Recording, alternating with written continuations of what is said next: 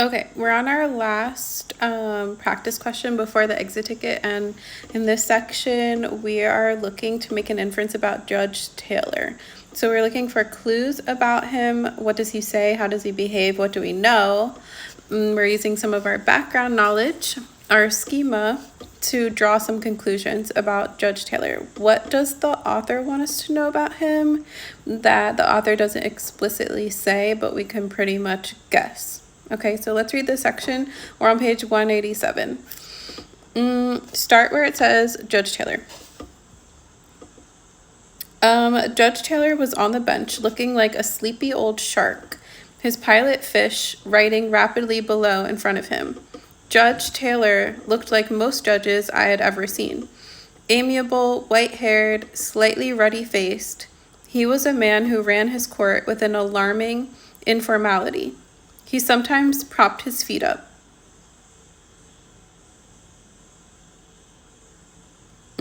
He often cleaned his fingernails with his pocket knife. In long equity hearings, especially after dinner, he gave the impression of dozing, an impression dispelled forever when a lawyer once deliberately pushed a pile of books to the floor in a desperate effort to wake him up.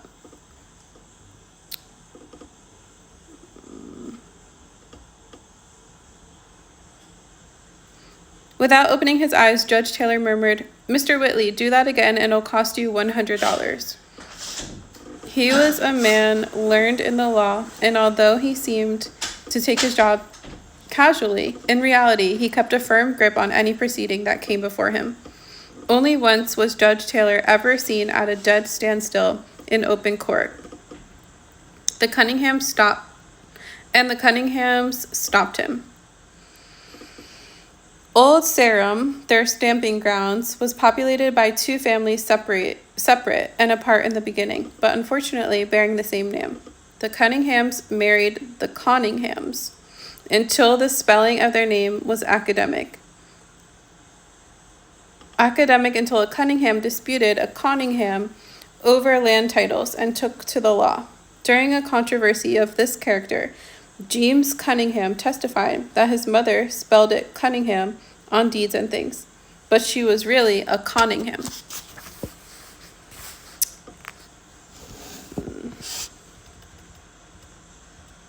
We're at the top of 188 right now.